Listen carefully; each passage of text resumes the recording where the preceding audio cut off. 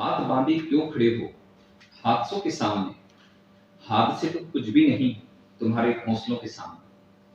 Corona काल के इस दौर में अधिकांश लोग डिप्रेस्ड हैं, लेकिन हमारा इतिहास गवाह है, इससे पहले भी कई भयानक बीमारियां इस दुनिया में आई हैं। कई लोगों की मौत हुई और उस समय उसकी वजह थी कि लोगों तक इंफॉर्मेशन नहीं पहुंचती थी या काफी लेट पहुंचती थी। बीमारी से डील करने के साधन नहीं थे। लेकिन आज का समय बहुत अच्छा है, इंफॉर्मेशन तेजी से फैलती है, हमारे पास संसाधन है। आज हम किसी भी बुरे हालात को अपनी सकारात्मक सोच सूझबूझ से हरा सकते हैं। बहुत सारे सबक जिंदगी हमें सिखाती है दोस्तों, तो कुछ एक सबक हमें किताबों में मिल जाते हैं।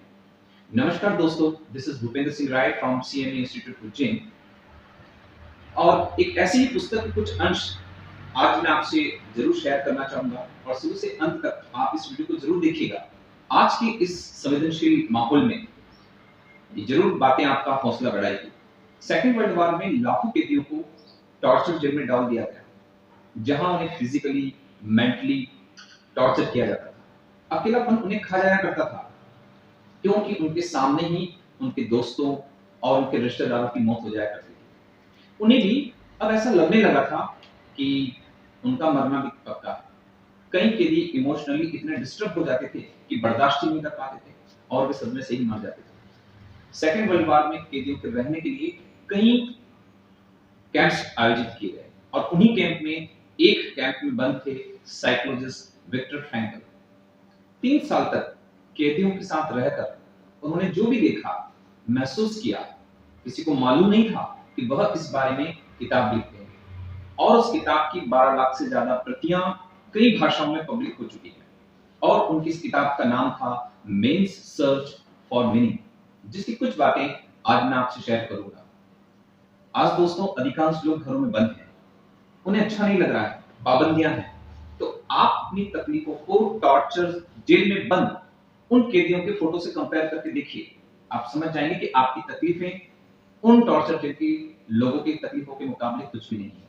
जब विक्टर फ्रैंकल को जेल में डाला गया तो उनका परिवार भी उनके साथ था, परंतु सब के सब धीरे धीरे मरते चले गए। वेक्टर एक इंसिडेंट बताते हैं कि उनके एक साथ एक कैदी था जिसने फरवरी माह में एक सपना देखा, जिसमें यह आकाशवाणी होती है कि 30 मार्च को उसे जेल से रिहा कर दिया जाएगा।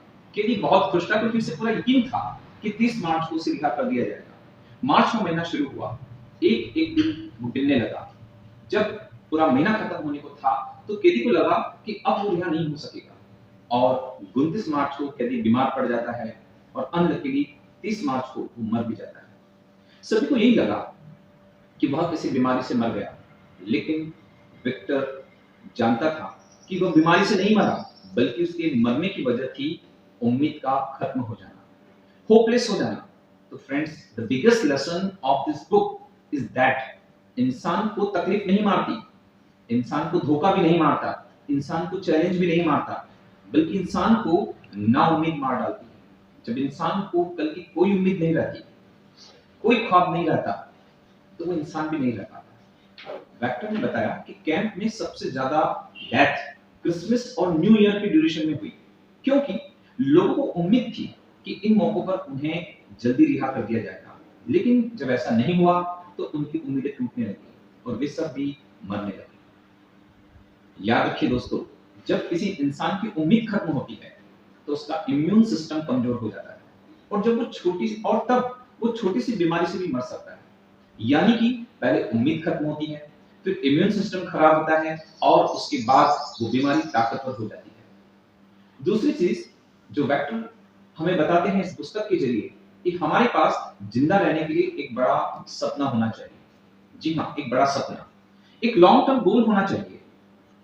जिस व्यक्ति के पास आने वाले कल के लिए बहुत बड़ा ख्वाब है, उसके लिए आज की तकलीफ बहुत छोटी होती है। जब किसी का बिलीफ बहुत बड़ा होता है, वो उसका कॉन्फिडेंस बहुत बड़ा होता है, उसका कमिटमेंट बहुत बड़ा होता है, या जिसके सपने बहुत बड़े होते हैं, तो उसके सामने आने वाली तमाम प्रॉब्लम्स, तमाम क्राइसिस और तमाम तकलीफें सब छोटी हो जाती है।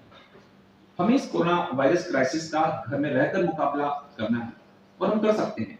हमें बस अपनी सुरक्षा ही तो करना है, सतर्क ही तो रहना है, लेकिन इससे घबराना नहीं है, अपनी उम्मीदों को खत्म नहीं होने देना है। डॉक्टर कहते हैं जब कोई बीमारी या प्रॉब्लम आती है तो हमारी बॉडी का इम्यून सिस्टम कमजोर पड़ जाता है, लेकिन आपका माइंड तो पावरफुल है, इसे कमजोर नहीं पड़ने देना है। आप रोज टीवी देखते हैं, बुरी न्यूज़ भी सुनते हैं कि कितने मरे, कितने बचे। ये सारी खबरें आपको मेंटली वीक बना देती है। तब आपका इम्यून सिस्टम भी खराब हो जाता है और बीमारियां होने का खतरा बढ़ जाता है। विक्टर बताते हैं इस पुस्तक के जरिए कि वो 3 साल तक इन टॉर्चर कैंप में इसलिए जिंदा रह पाए क्योंकि उनके पास कल के लिए बड़े सपने थे। एक स्ट्रॉन्ग विल पावर थी क्योंकि उन्हें ये किताब लिखना थी। इसलिए इस सारी प्रॉब्लम, सारी तकलीफें उनके सपनों और इरादों के सामने बहुत छोटे पड़ गए और वे जिंदा रह पाए। तीसरी चीज जो विक्टर ने ऑब्जर्व की थी वो ये थी कि जब इंसान के सामने कोई प्रॉब्लम आती है तो वह उसे कैसे रिस्पॉन्ड करता है, क्योंकि वही प्रॉब्लम उस इंसान को या तो मेंटली स्ट्रांग बना सकती है या फिर उसे स्ट्रांगली मेंटल बना देती है। हमारा रिस्पॉन्स उस प्रॉब्लम को बढ़ाता है या उसे खत्म कर सकता है। फॉर एग्जाम्पल किसी जर्नी के दौरान ट्रेन छूट जाने पर हमारा मूड बिगड़ जाता है। हम भगवान को कोसने लगते हैं कि वो मेरे साथ ही ऐसा क्यों करता है। जब भी हम ये भी तो सोच सकते थे ना कि शायद भगवान ने ही हमें किसी एक्सीडेंट से बचाया हो, या जिस काम के लिए आज हम जा रहे थे वो काम आज होने ही वाला नहीं था, तो हमें कुछ पॉजिटिव सोचना था। इंसान अधिकांशतः नेगेटिव सोचता है और यही वजह है कि वो नेगेटिव साइड को ही ज्यादा देखता है। इस कोरोना क्राइसिस में भी हमने कुछ पॉजिटिव सीखा है, जैसे फैमिली के साथ समय बिताना, गार्डनिंग करना, रीडिंग हैबिट्स डालना, साफ सफाई का ध्यान रखना, हॉबीज डेवलप करना। और कई लोग तो ऐसे थे जिन्होंने अपनी जिंदगी दूसरों के लिए ही समर्पित कर दी, जैसे किसी ने रिसेट बटन दबा दिया हो। याद रखें, आपसे सब कुछ छीना जा सकता है, आपकी गाड़ी, बंगला, पैसा, माँ बाप, परंतु कोई आपसे आपकी डिसीजन पावर नहीं सीख सकता। आपका फैसला करने की शक्ति कोई आपसे नहीं छीन सकता। अगर आप सिचुएशन से घबरा जाते हैं या सिचुएशन तो पक्का है सिचुएशन आप पर हावी हो जाएगी, लेकिन यदि आप सिचुएशन के हिसाब से फैसला लेते हैं तो आपकी जिंदगी बदल जाएगी, क्योंकि यह जिंदगी है जनाब। कई चीजों को हंसाएगी, रुलाएगी। जो खामोशी से सह गया वो निखर जाएगा और जो भावनाओं में बह गया वो बिखर जाएगा। मेरी छोटी सी परंतु एक महत्वपूर्ण गुजारिश है कि नकारात्मक खबरें न सुने, न देखें, न ही शेयर करें। दूसरा, अपने अध्यात्म में, डांस में म्यूजिक को शामिल करें। तीसरा, परिवार के साथ बैठकर पुरानी यादों को एंजॉय करें या आने वाले कल के खूबसूरत पलों के बारे में सोचें और विश्वास रखें, दृढ़ विश्वास रखें कि ये समय भी निकल जाएगा या शीघ्र निकलने वाला है और आने वाला समय भी बहुत अच्छा होगा। फ्रेंड्स, अगर आपको मेरी ये कोशिश सकारात्मक लगती है तो इसे जरूर शेयर कीजिएगा ताकि सभी लोगों का मनोबल बढ़ सके। धन्यवाद।